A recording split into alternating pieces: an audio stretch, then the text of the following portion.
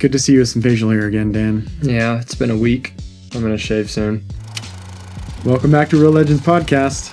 I'm Bo. I'm Dan. And tonight's movie is Casablanca. Casablanca. Made in 1942. While the World of War II. World of War II. World of Warcraft. World War II. World War Warcraft was still happening. Mm-hmm. It's wild. I don't even know. I Pretty kind of want incredible. to find out more details about that.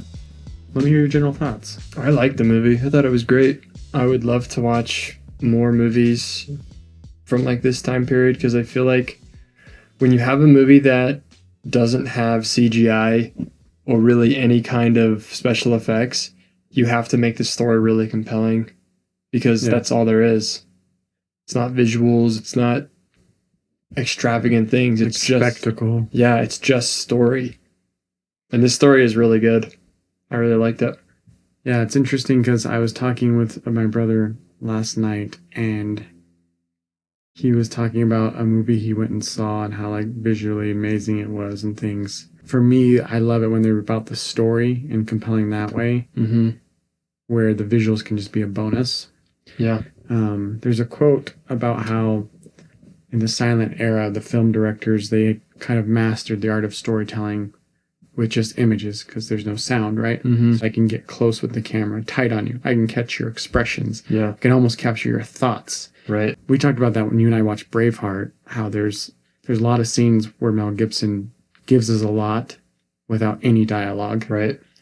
We'll have to review that one for the podcast, but it's just the idea that that's the strength of cinema. And while you can do cool things like showing cool things or spectacle, as far as storytelling goes, I love to see movies that are telling stories with the actors, with the image. Yeah, I agree. It kind of seems like a lost art now because you can just kind of have a movie that's pure CGI and it will still make money. Like I think about like Pacific Rim. I don't know if you've seen that. I have not. Or like Transformers. Yeah. Like pretty much the whole thing was just CGI. Yeah, it's like you're spending all that time and budget and money on like these big robots fighting and looking really cool. And it makes a lot of money overseas, so you don't have to really, it doesn't really matter if the story is that compelling or interesting. It's kind of sad. Like you lose a lot of those subtle things about good storytelling, like good dialogue. There are so many lines in this movie that are just awesome. Yeah, I was laughing a lot out loud. Yeah, and like little interactions like between two people. It's like, dang, that felt so real. That felt like a real conversation that two people might have. And like all the people's characters feel like really fleshed out and like they would be real people. Like you would meet somebody like Rick. Yeah. Doing exactly what Rick does. Yeah, he carries his history of who he is with him into who he is right now on screen. I thought he was an awesome protagonist as well. I really like him. Yeah. Like every scene he's in, I'm just like, dude, this guy's... Dude, confident. Yeah. Masculine man. He kind of has the same issue, though, as Don Corleone a little bit. Like, sometimes he does things that are wrong. And you're kind of, like, not with him as much. And he's kind of rude to people. But then he's got those moments where, like, he does help people out. And he does what's right. And you're like, let's go. Yeah. Can't wait to get into those. He's a cool protagonist, though, because of that. Because he's not just purely good. Like, he's got some rough edges. Right. As the police officer said, he's a sentimental man. That's interesting because I want to get into all the characters and things, actually, because I guess we're not into spoilers yet. But, yeah, I loved the movie. I'd seen it once before, but I really didn't remember any of it, and I don't think I paid nearly as close attention as I did tonight. So it was a good experience. It was fun to watch. And I will say, like, general thoughts, for like the first 3 quarters, it's all building up to this kind of last climax. So at times I was like, is this kind of a little slow, but never boring or not entertaining, because they're always giving us things going on in the saloon or around Casablanca that were interesting, and the characters as well. But then, like, when it all kind of culminates to that climax at the end, it was just, you just left smiling. Yeah. It was good. This is the beginning of a beautiful friendship. Yeah, I love that. Yeah, what's that fetching police Frenchy guy's name, dude? Is he French? He sounds British the whole time. The officer guy? Louis? Gotta be French, bro. Captain Louis. Yeah, dude, he's totally French. Thanks for being here tonight with us. If you haven't checked us out on YouTube, we'd love to see some interaction with you there.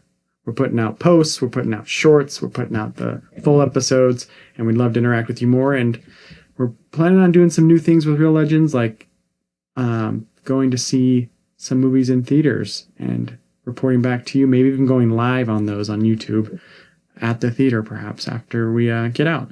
So stay tuned and follow us on YouTube, Instagram. Let's get into spoilers for Casablanca from 1942. Humphrey Bogart's a famous actor from this era, golden age of cinema, but I don't know that I've seen any movies with him besides this one. You seen any of his movies? No, never even heard of him. Yeah, he's pretty famous. Now I can talk about something with my grandma when I see her. Right. The main story is the romance. It really is. But I did have a lot of fun kind of seeing a neutral player in World War II. I think in most cases in World War II, you have the Germans who are clearly the bad guys, and then you have the British or the French who are clearly the good guys. Or Americans. Yeah, but here it's kind of like we're in this weird place in Morocco that's currently being occupied by the French, and the France is being occupied by the Germans. And so it's kind of like, we're all here getting along, sort of. We're not going to have like open fights and stuff. And it's like kind of neutral, sort of. I thought that was kind of a cool thing to see, like a perspective of World War II that I guess like life goes on in other places. Yeah. It's such a weird concept to me, or foreign concept to think like countries and people could be at war, and those people, like the Germans, could come in and be there, because in this movie there's German soldiers and German leaders that come into Casablanca, into Rick's saloon, and it's like, well, you can't do anything to me because this is French territory or whatever, occupied territory. But it's like, man, these people are off killing people, and there's people off fighting these people, and yet we're just going to be civil to each other. Exactly. Here. It's such a weird dynamic. Exactly. It's like so strange. Like, we're at war with you, but not here. So we're just going to kind of pretend like we get along. It was an interesting little thing. And it was interesting, too. I think the police officer is kind of one of my favorite characters because he is clearly morally ambiguous. And it's really interesting to see somebody compared to, like, Victor Laszlo. It's interesting to see how Laszlo acts. Like, Laszlo's like this amazing man who does whatever he wants. Like, he doesn't care that the Germans are singing their anthem. He starts singing the French anthem. He was in a concentration camp, and he comes right out, and like, he's just a fighter, he's very clearly morally good. And then you have the Germans who are clearly morally bad, and then you have this police officer who's like, I go where the wind blows. Yeah. I was gonna bring up that line where he's just like, hey, I'm wherever the wind's blowing, that's what side. You see that, and it's like, I like him because of, like, I hate him because of that, because it's like, dude, pick a side. Yeah. But I also like him because in a scenario like this, you are an officer in Casablanca. What do? Right. You stand up to the Germans, you're toast.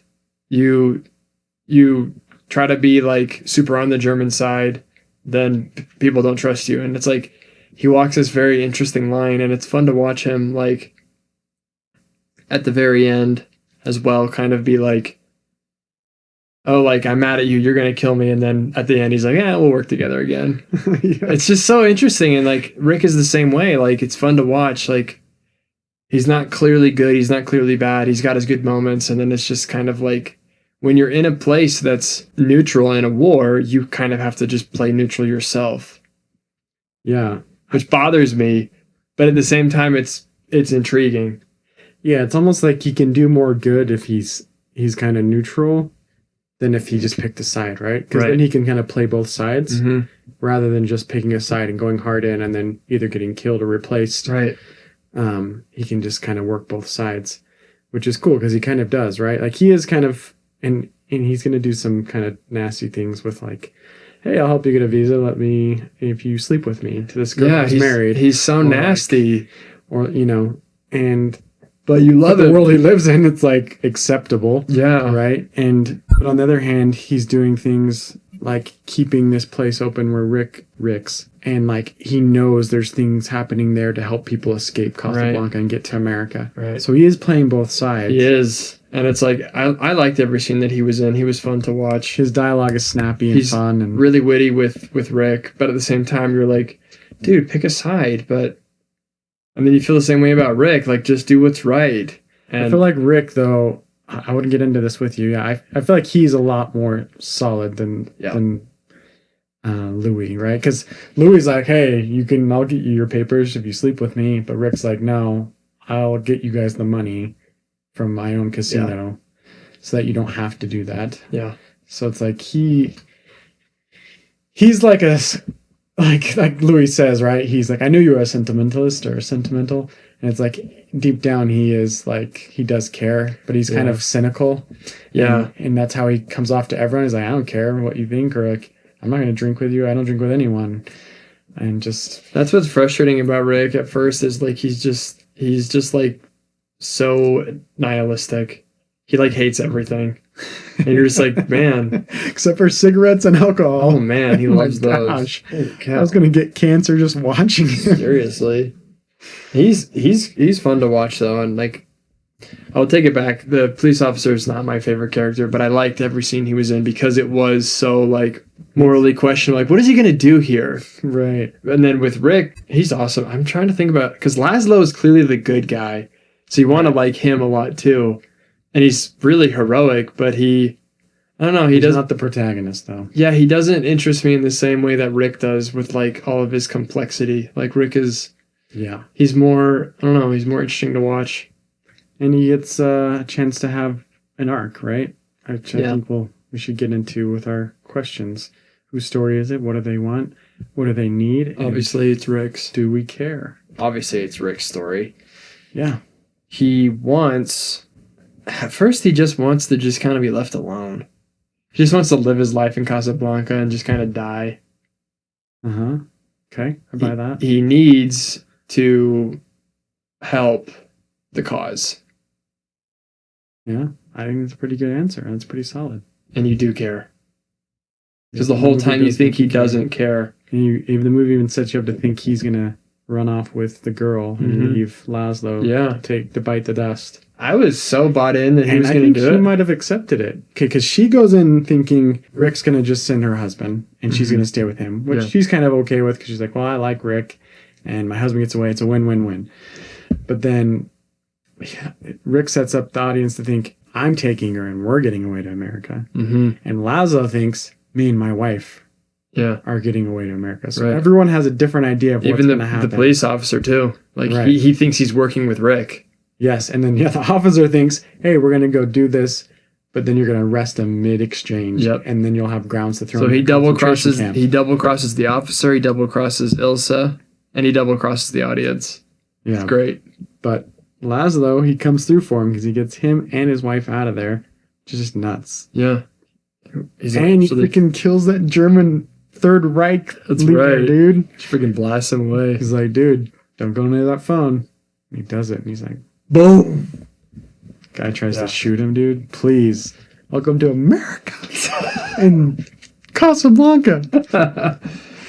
Yeah, I thought it was interesting. Kind of how he ends up with the tickets too, is that kind of slimy guy just gives it to him because he knows he hates him, so he knows that they'll be safe there or something. Yeah, he was a slime ball too. A little slime ball. That's what I said during the movie. He gets blasted, and then he's got these tickets. He comes running to Rick. This is the very first part where you wonder, like, is Rick a moral guy? Yeah. This guy comes running up to him. He's like, hey, help me. They're going to get me, What can you do? And he's like, sorry, pal. And they just I never stick my neck out for anyone. Yeah. But, I mean, the guy just shot at, like, a French officer, so it's not looking like a good place to step in for Rick. Rick is really strategic about it too, and he doesn't know what he's going to do with the tickets, but he holds on to them until she shows up, and then he has this whole plan. And I think we should talk about her, because I don't Definitely. love her. Yeah. I actually was with her because you could imagine if your spouse was killed, or at least you thought she was. Well, let's get on to how you felt before we found this out, because the movie reveals to us first, like, hey, I was actually married when we were together, Rick. Yeah. But we don't know any other details. So what were you thinking and feeling then? When you found out, okay, that she was married when she was with Rick. Before we found out. It doesn't tell you that at first. No, well, I know it doesn't at first. So at first we just see, okay, first she comes in. Yeah. And she's with this guy. Right. And then we find out they have history. Right. Rick and Ilsa. Uh-huh. But then there's a flashback when Rick's drinking of their time in Paris. Right. And it's like, oh, they had a total relationship. Yeah. They loved each other.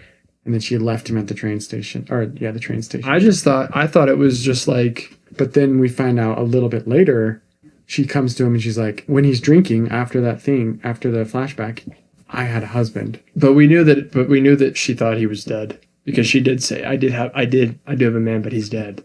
So I don't think at that point I don't think in that point in the movie we knew that she thought he was dead. I think it's revealed later. No, in the Paris scene, he asks, why don't you have a man? And she says, I do, but he's dead. I don't think so. Right? It does, I promise. It's the scene right before the train station. I own the movie now, so we can go watch it. It does. It's right before the train station because he says we should get married, do all this stuff, and it's just before that. I don't remember that, but well, we'll just pass on that for now. So that happens, and you know that she's married, and because you know that her husband is dead, you're kind of like, okay, it's not a huge deal. She never says that he's married. He says, you have a man, and she says yes, but he's dead. So it's never implied that she was still married. I don't think that happens either, but it's okay. So, tell me about let's talk about why maybe you don't like her, why you like her. What's the deal here? Again, like if the implication is, I still stand that he knew that that she thinks that he's dead. She thinks he's dead. And that's why she's with this guy. Sure. And so it's like, okay, sure. You know what? If my wife died and someone else came into my life really quickly after that, maybe I would fall for her, kind of a thing. And then she finds out that he's still alive, and then she doesn't go with him. And so it's like, okay, fair enough. Yeah. It would be pretty hard to say it. You should say it, but like, yeah, I get it. It's not until she comes back and she sneaks into his room. That's when I'm like, okay, lady, you're just trying to get like the tickets back. You're kind of being sleazy about it, but I get it. But then it's like she points the gun at him and he's like, just do it. And then she's like, no, I actually love you.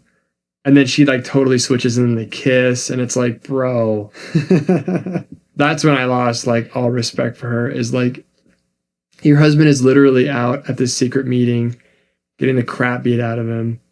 And you're over here sucking on this guy's face. Like, yeah. You're married. Rick, Rick, I will say this for him, at least he doesn't do anything else beyond that. True. Rick, like, right, Rick's shoes are off. You're gonna tell me everything that's going on here. They don't like sleep together or kiss anymore or anything. Yeah. It's good of him. Yeah. Rick like, because he's in love with her. Yeah, but he tells her off a lot too. He's like, get out of here, go. Like, you're not getting it. Get out of here, go, get away. Yeah. He shoos her away a lot, but then she eventually just kind of sticks around, and then she's kind of like, yeah, just make the choice for me. And it's like, dude, you're married. Your choice is already made. Yeah, you made the decision. You don't get to back down on it now. Yeah. Or put it in someone else's hands like that. That's very rude. Yeah.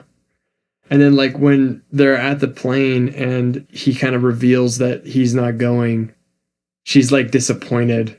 Yeah. She's like, oh, she's like, what? No, I want to stay with you. It's like, dude, if you're Laszlo right there, get rid of this girl. Well, thankfully he's not there when they talk, right? If my wife acted that way with any man, even a little bit, I would be so upset. Yeah. Like, it is not appropriate for you to be doing. No. I agree. Not at all. So it's hard for me to be like super sympathetic to her when she's acting like that. Yeah. But I do like the tension that it causes between Laszlo and and Rick, where it's like, you know. Yeah, because Laszlo's catching on to more than what everyone thinks, even the audience. Yeah. He's already forming suspicions and reading the people, and we find out later, he's like, yeah, as soon as I saw you two together, I knew you guys had a thing in the past. Yeah. And she lies to him about it too. Yeah, that was my worst part. Well, one of the worst parts with her is that her husband asks her straight to her face, very kindly and lovingly, like, hey, is there anything that you want to tell me about your time in Paris when you thought I was dead? Were you alone? And she said yes. Yeah. Liar. And she lies straight to his face. Twice. Yep. And just like that other wife who was going to sleep with the guy to get them to America, but Rick helps her and her husband. He's like, is it okay if I do this thing, if I just never keep it a secret and never tell him? And it's like, no, it's not okay. Like, no, you don't do that. It's interesting that Rick is like so against cheating in that case, but he's not against it with Ilsa. He doesn't say, oh, you have a husband. He's like, let's do it. Yeah. Rick is kind of a slime ball too, though, in there, because like if there is a woman who's married and she's coming on you still have the obligation to say no. Right, which he does a lot. Like, I think the only exception is when they do have a kiss, and he should have not allowed that to happen. He loved it. He got right in her face. He put his beak right where it needed to be. Yeah, just like he did in Paris when they were dancing. Kept calling her kid. He's like looking at you, kid. He's like 400 years old and she's like 9. All right, so we got Humphrey Bogart. It was 42, and he plays a 37-year-old. Ingrid Bergman was 27. It's not terrible. That's a big age gap. 27's not actually as bad as I thought it was. I thought she was like 19 or something. She looks very young. She does look very young. I will say with this movie that, it did a good job at telling the story and keeping me engaged, and like, you just get sucked in. It's always impresses me about these old movies is how like grandiose they make things.